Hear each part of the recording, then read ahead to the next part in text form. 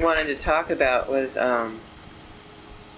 we talked a little bit about a long time ago,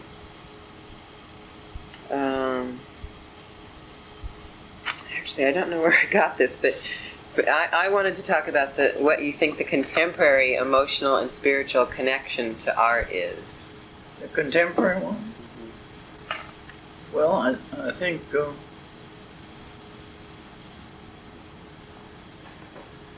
that never actually changes, but the interpretation changes.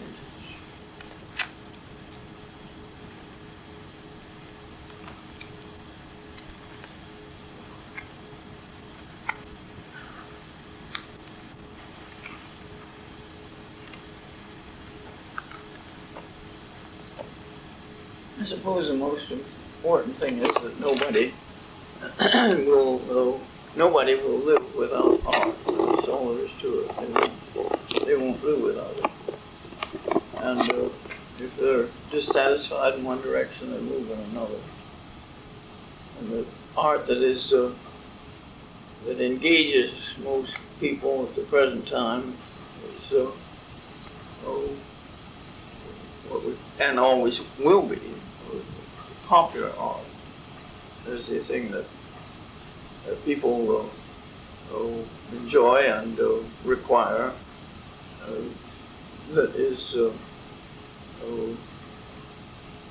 that they literally won't live without. Stories and images, and people have always had them, and they always will, as long as they're human beings. But what the stories say and what the images say changes. And that's because people themselves change what they believe in or care about.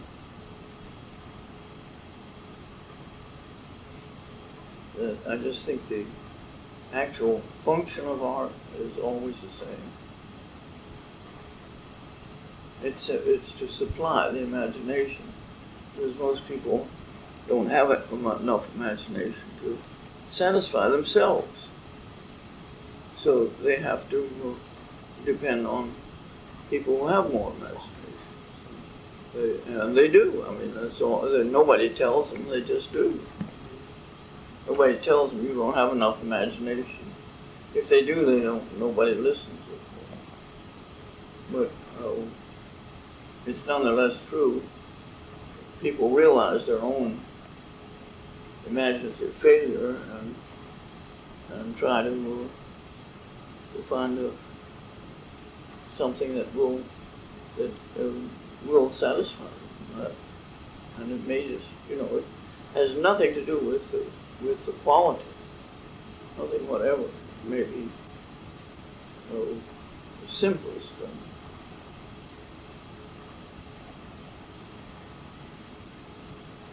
Sentimental or idiotic or anything, doesn't make any difference. People have to have more imaginative interpretation of the world than they themselves are capable of. But now why should that matter? Why what? Why should that more imaginative quality of the world matter? Well, because people have to have it. They have to have some story in order to live. Otherwise their life is totally meaningless. And people don't find a meaning in themselves. They're too limited. But they require meaning and interpretation and imaginative. And of course that's provided for for a lot of people at the present time by the various utterances of science. Scientific information provides them with an imaginative world. anything is clear. The story of the creation of the universe, which no one knows anything whatever about in terms of actual factual knowledge, but which all human beings have always created or speculated about. Well, insisted on finding some explanation for it. And because here we are, and the first time you give any thought to it, which is maybe when you're 8 or 9 years old, you begin to realize that there's a huge world and then a huge universe, which all people have always known. I mean, nobody ever thought the world was the whole thing.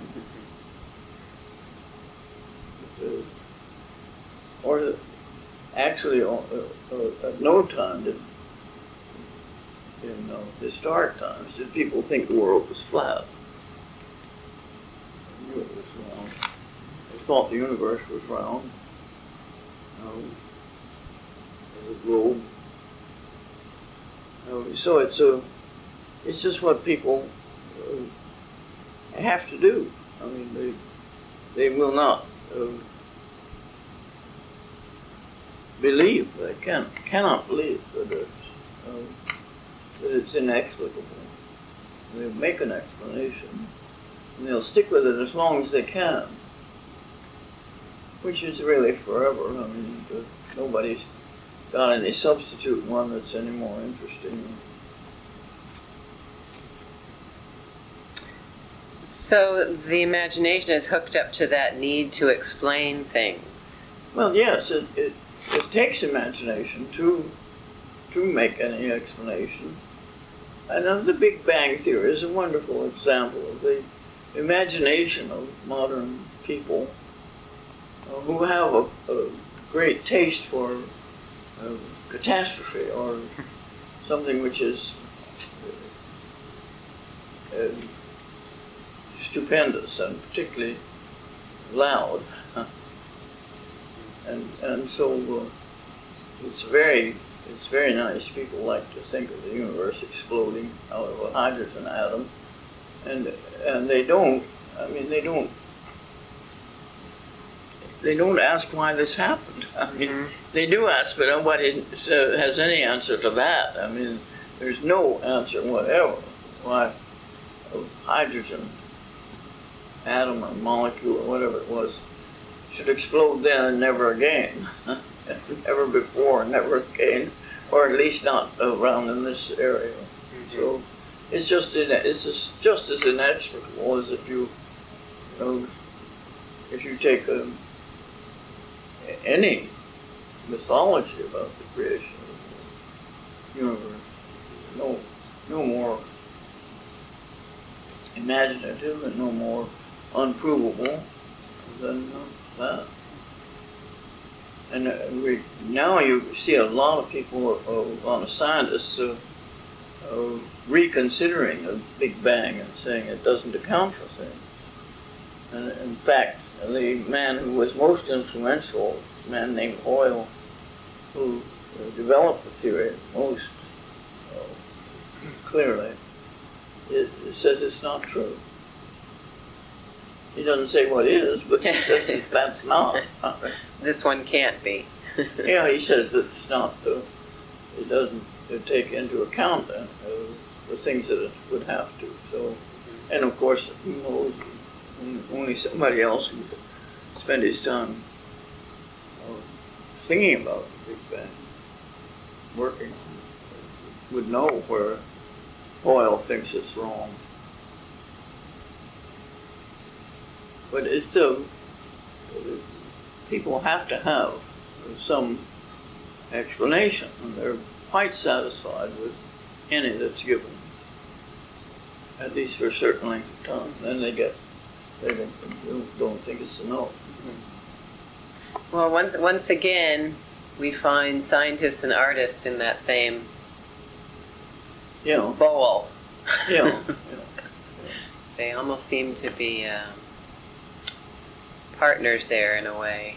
Well, I don't think they are, and I think that's why they have the scientific imagination is sort of literary imagination. It's not a visual one at all. That's why we have such a poverty of significant visual images. We've got more visual images than any other people ever had in the whole history of the world. So they're just incalculably more. Most people, well, I think you can say all people, nobody can go in our world, in our society, any place, and avoid images. You can't do it. And that it doesn't even matter whether it's television images, which occupy a great many people, or advertising images, or magazines, or anything. People are simply saturated with art. Totally saturated, and it has a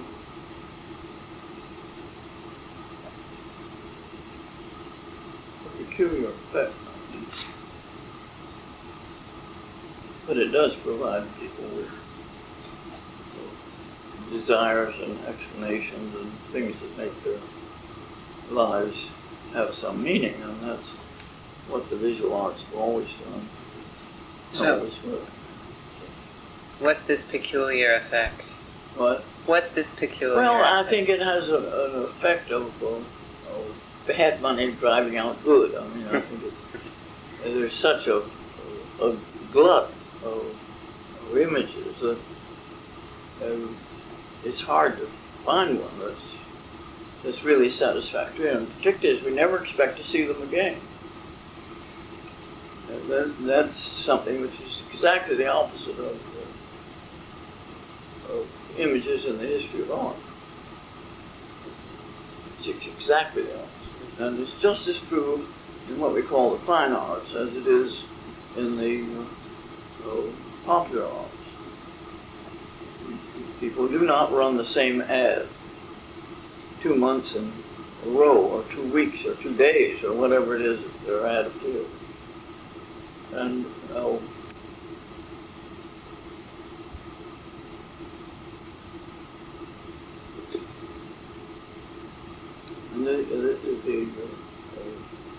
the fine artist wouldn't think of having a show of his work which had already been shown. And furthermore, you'll never necessarily see it again unless one image captures a whole lot of people's imagination and stays with them, like, say, Grant Wood's American Gothic, which enters the realm of everybody's knowing, or practically everybody's knowing, even though it was painted a long time ago, that is in the 30s, 40s, 30s. Well, it still can be used as a cartoon with something funny written on it. And that means that everybody knows what it really is, so that it can be satirized. Or, imitation of it is not an imitation that attempts to fool you, but attempts to recall the real thing. So it's a very, and I think Roy Lichtenstein just died, some of his images, because they were already taken from very, very popular images. He just isolated them and put them on the wall where people who hadn't realized what they were had to realize it because they were separate. Other things. But the comic books, of course, were a great, great source of art. Everybody, except people who were snobs. They were caught short when Lichtenstein used it, or Warhol, because they had no idea what was going on.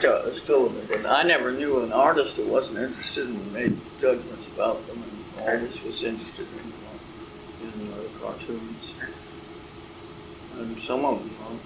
And I think it's also clear that the images that were provided and to a certain extent still are. Some of them just left over. They're clearly so strong that I observed, and it's still true. I just was telling somebody about this the other day, and the person still was teaching young people that any boy who had any artistic talent, any talent for visual images, always did cartoons, copied cartoons, and endlessly did. I mean, there's just not, and this is extremely rare for girls. They don't do. What they do mostly is horses or animals and fashion clothes, designing clothes. That's the girls who have an urge toward the visual. Very common with designing clothes. Sometimes perfectly fantastic ones, not that they have any intention of making them or anything, they just want to see them.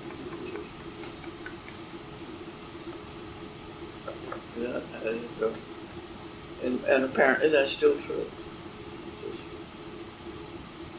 And you can understand why. Because actually the images from cartoons are, well, of course their whole intention is to be so powerful that you can't ignore them. I mean, that's their big intention. Well, they're very successful at it. Whereas a lot of modern painters or sculptors and so on also want to astound and captivate, but they're not able to do it anywhere near the skill of a cartoonist. And every artist I ever knew always recognized this. There's no question about it. But of course, Roy made a career out of it. Yeah. Out of letting on to other people what non-artists what this stuff really was. Powerful images that make some kind of sense out of the world. That's it. That's the whole purpose of making them.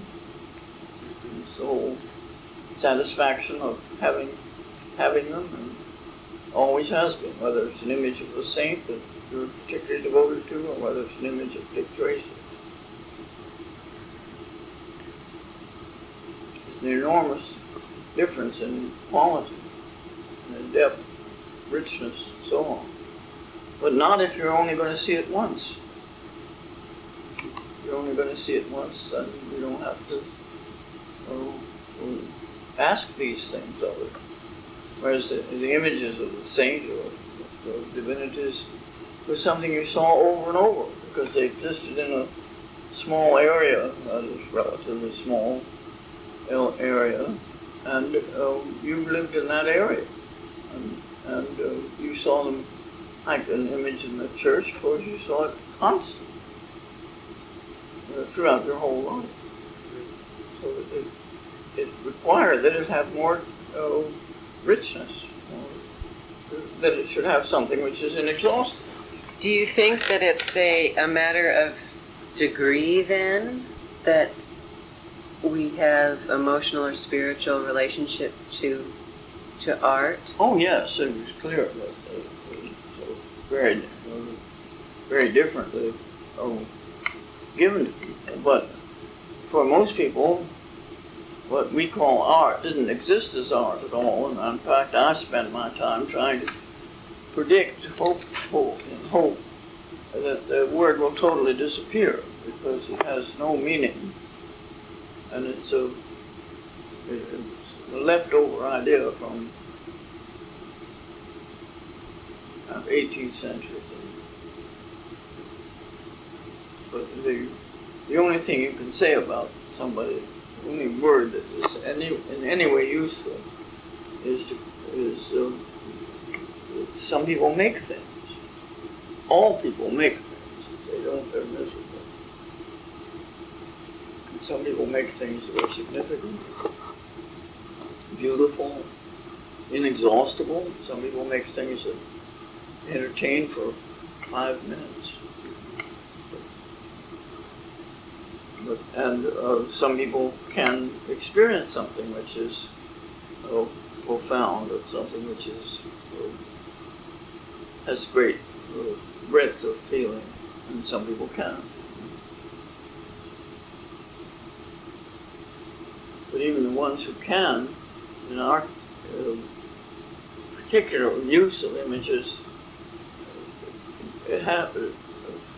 hardly have the chance to tell whether the things are, because they disappear so soon. Yeah, well, that's what I was kind of leading up to. It's the chicken or the egg thing, you know. I mean, our culture is so fast and fluid with images. Cheerful waste of everything, endless waste of images, and waste of experience and everything else.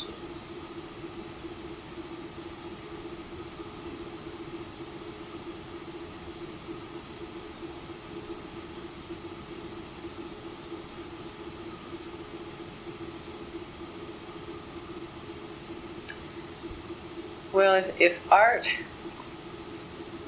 the word art disappears, what will we be left with? Well, it never appeared in the use.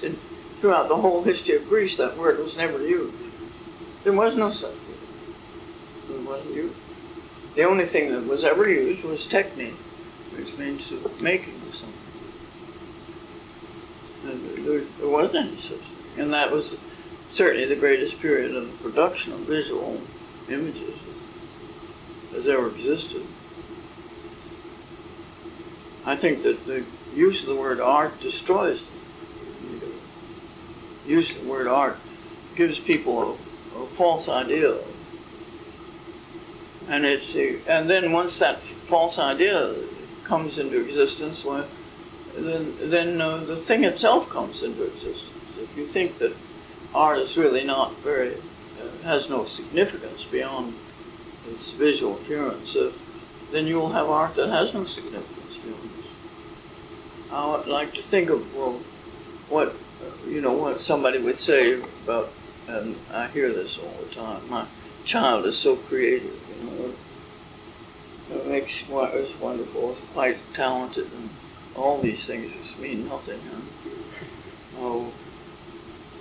And what makes them think that? Well, it's that the person has a degree of kind of eccentricity, really, not being like others. Now, if you were in Egypt, or throughout the whole history of Egypt, if you had a child that was extremely dedicated to obedience and to doing the same thing accurately over and over, you would say this is going to be a great artist, because what the Egyptians wanted was the thing not to change, to stay the same. And the concept of breakthrough in Egypt would be a concept of breakdown, which it commonly is. So, well, you think, and I'll go pee. Okay.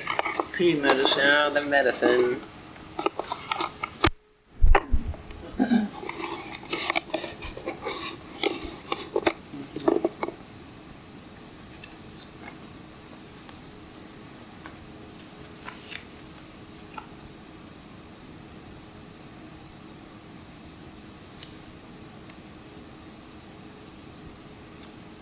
Yeah.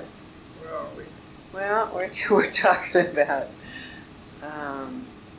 I'm still caught up in imagination. What is the imagination? Yeah. Well, it's a gift if people either have it or don't. So that we need artists, those that don't have an imagination, need them to spark their own imagination. No, I don't think so. I think that people who don't have any imagination or very, very little are not apt to go into art at the present time. Oh, yeah. They'll be the accountants. Because how do I want? I said they'll be the accountants. Yes, we think of them as not, and characteristically, of course, they're really not very interested in art because art, in any making of anything, requires imaginative gift because you have to make something towards something, and something doesn't exist, so it has to be imagined, and then that's necessary. But for people who don't have much imagination, they're not going to care about great imaginative works. They're going to be perfectly satisfied with works of very limited imagination. I mean, like the wonderful repetition in soap operas, that satisfy great numbers of people, apparently.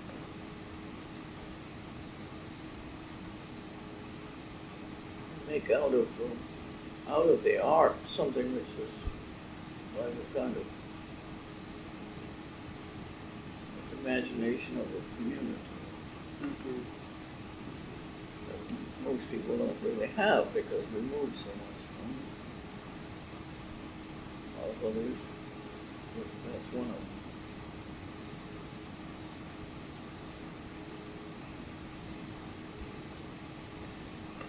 Well, then we have a whole almost a caste system of both appreciators and creators. Yeah, that's true. In terms of the highest quality, that's all. It takes excellence to recognize excellence. Otherwise, it's just bound to. There's nothing democratic about the actual world, and that's why the effort to pretend that it is filled with such funny ideas.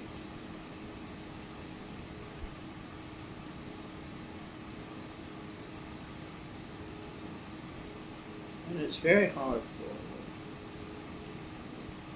Americans to accept the fact of something being better than something else, or a person being better than another person. This is so strong that I remember many years ago,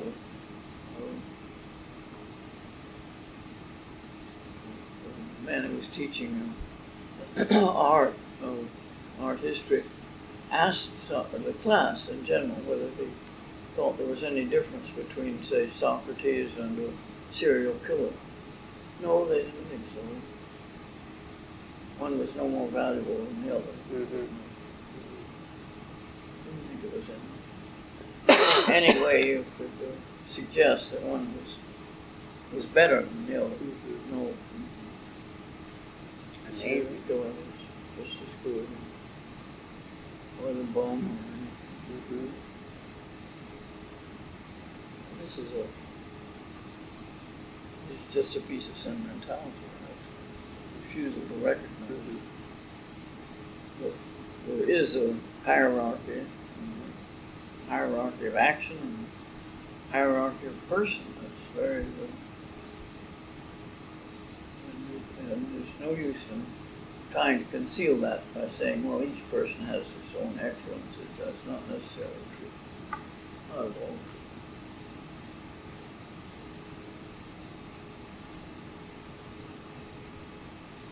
But it's comfortable to people, so it continues this one. It's an explanation of life. This person would really be just marvelous, except his parents didn't love him or something. Some explanation.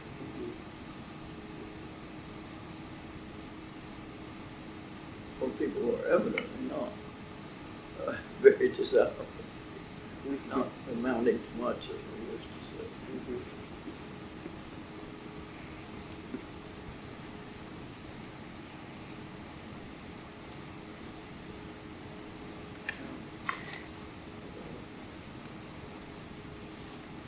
I wanted to get some clarification on, and maybe extend the idea on this one notion that you talked about the Impressionists and their zeal for observation. Yeah. And how that affected really all of affected so many institutions following that. Yeah, no, I'm not sure what same Kiebert thing that happens. When you look at something through a microscope, it's a different object.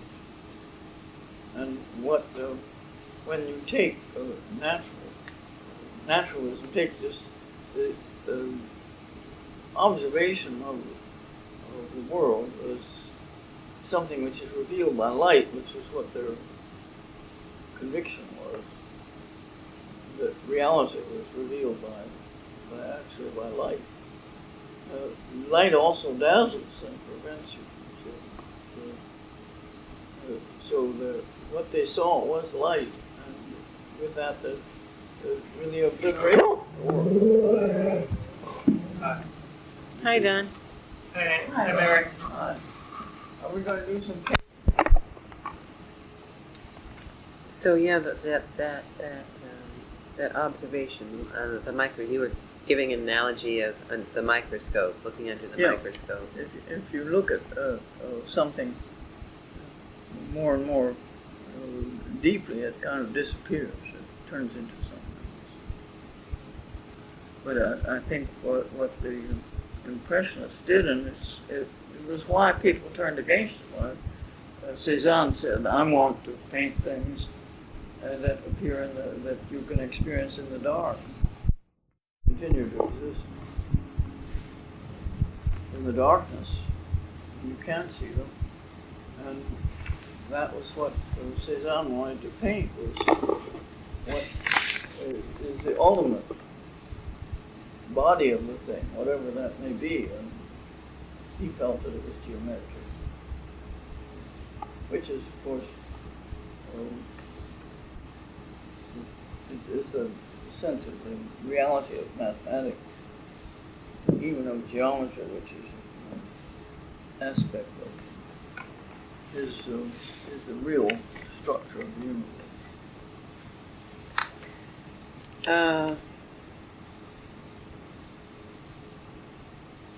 Well, that's what you went on to say the last time we talked, and I just wanted a little bit more clarification about, because you said you get this insane business of effort for something that has no reality, because you're positing that it's more real if you know nothing about it than if you do. And so that's when you said it's had strong results in everything, the way people raise children, education, probably a great deal of legislation.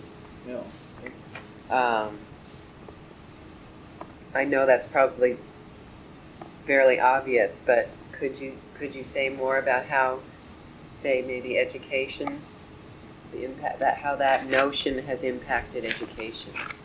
Well, I think that what the Impressionists believed was the authority of the natural world, that it had its, and that all that that nature contained the secret of everything, and so and that all you had to do was get the secrets of nature. You see, people still use that phrase, actually, but all explanation can be understood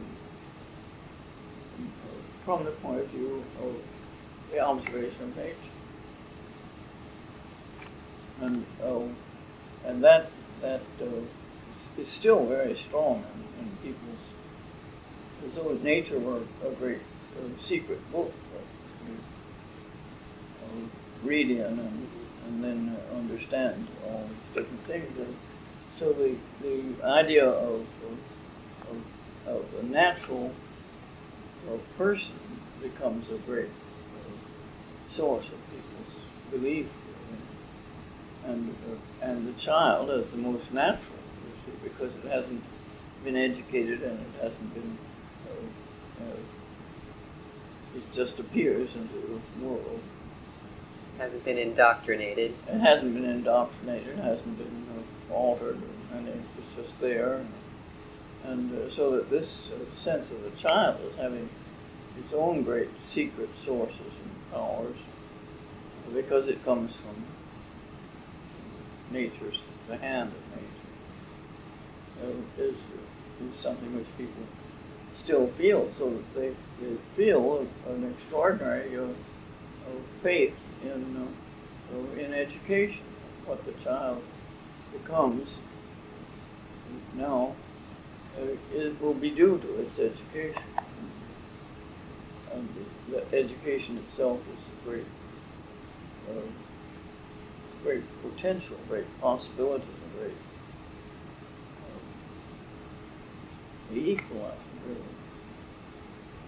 So it's very strong in almost everything I read about it.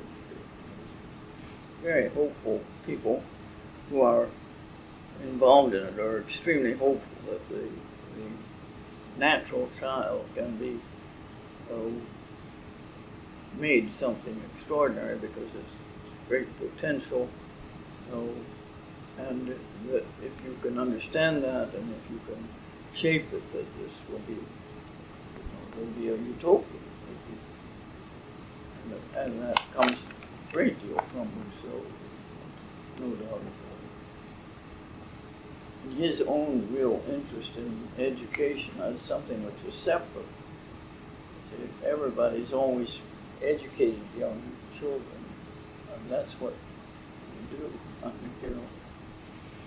But in that was education was giving them a certain amount of information about what was right and what was wrong and what was valuable and what was not valuable. It's not something in which you gave the child a general education and then he did with it what he could.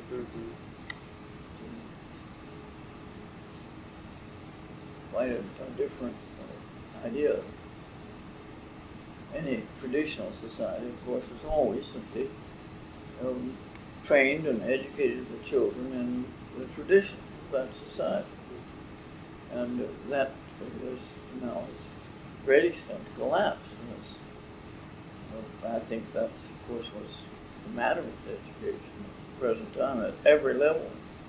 Just as serious a blight on graduate studies as it is on the second grade or first grade. Because nobody knows what should be handed on. And of course, many people think nothing should be handed on. And as soon as you think that, of course, the education collapses. And it has done that, of course, conspicuously in the last 30, 40 years. The sense of traditional education has no value. It's really just a bias about the world that you shouldn't teach people. I don't know what they think they're going to do instead. I mean, well, I think it after all, what, if you refuse to teach any moral action, if you refuse to teach any accumulated knowledge, what are you going to do? You're going to expect from people far more than they can provide you. Which is always true.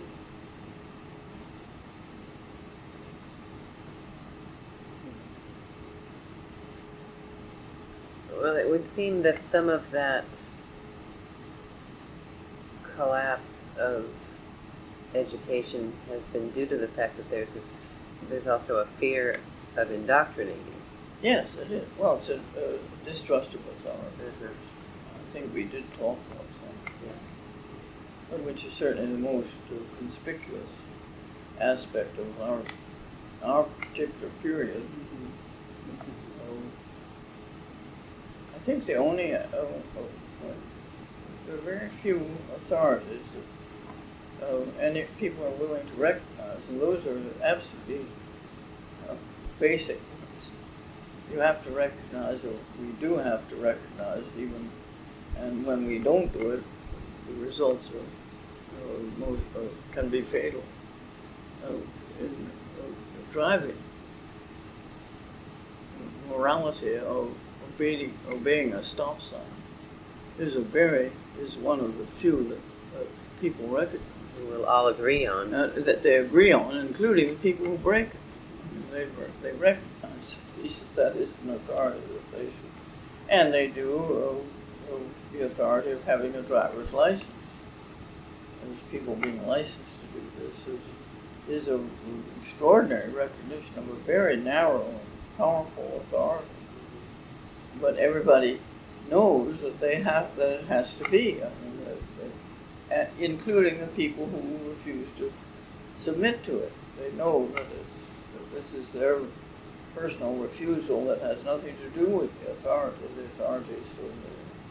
So that people who drive, for instance, when their licenses have been taken away from them because of drunkenness or too many accidents or something, that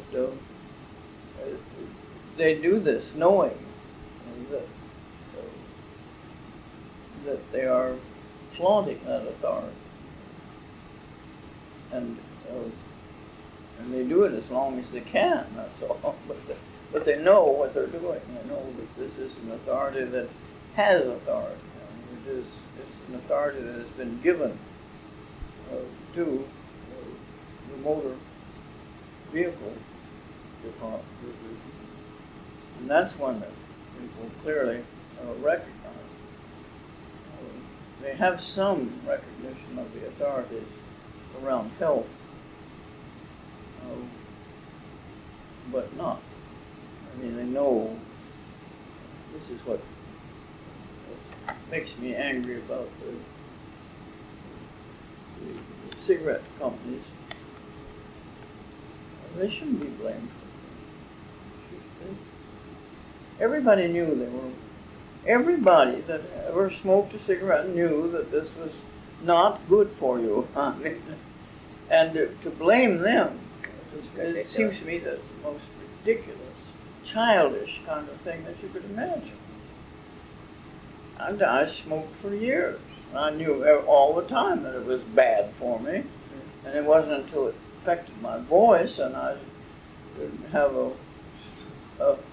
my profession was talking that I figured something that better I had go. to stop it. Yeah. I mean, just because it would undermine my power to continue to do what I was doing. I mean, but I knew perfectly well it was just whatever you call it, an accident, that I didn't have.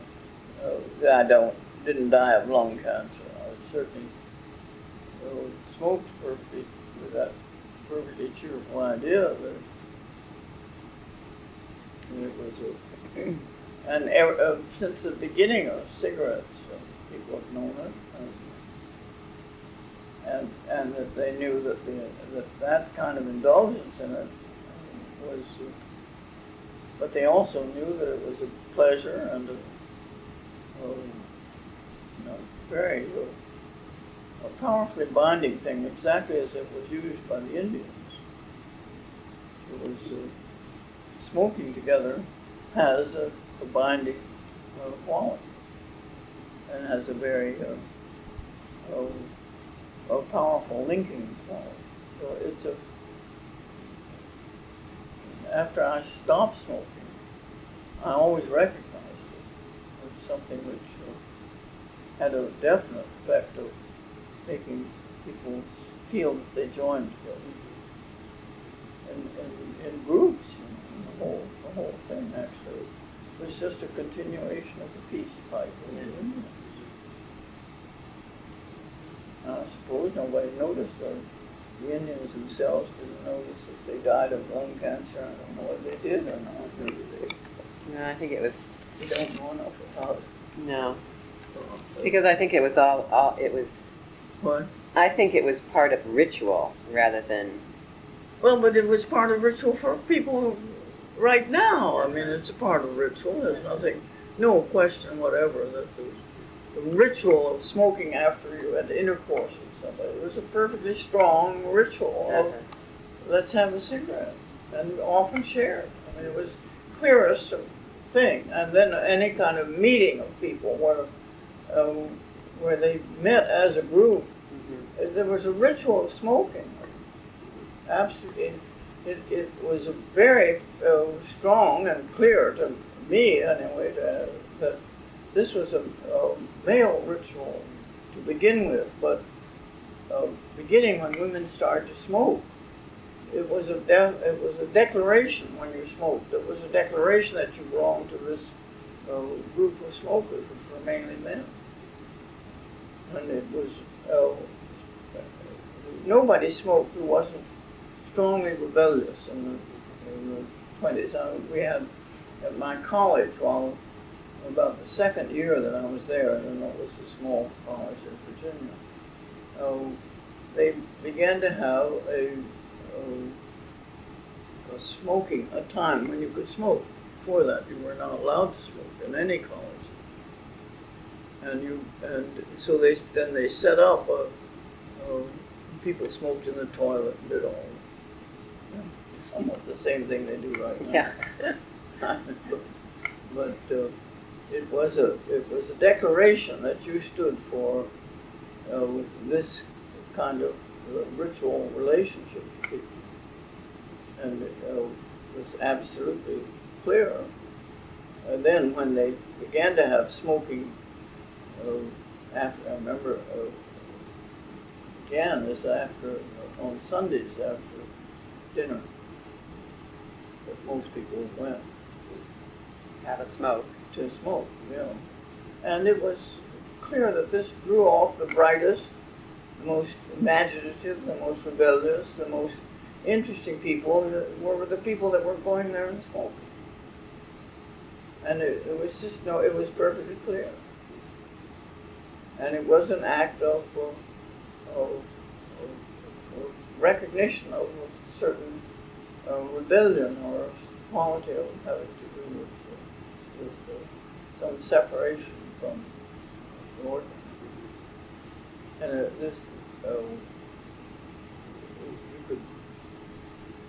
it constitutes a strong ritual of recognition of independence. But it was wonderfully illustrative. And then, of course, it got so widely accepted that it no longer had any kind of, or at least not very strong meaning. I know when I started to smoke, it was considered very daring, very much a part of the declaration of intent. I don't know what has that now.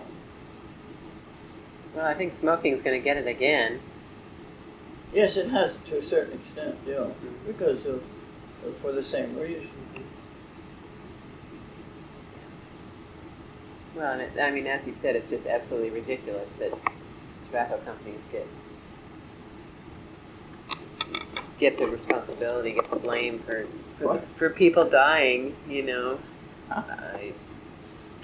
Perfect. It's crazy. I have a friend who just But it's the same insanity that let that woman collect $1 million because she spilled her own coffee on herself. I mean, but who's to blame for that? Poor old McDonald certainly is not to blame. Yeah. If her coffee hadn't been hot, she might have sued. Don't give me this cold slop. Call it coffee.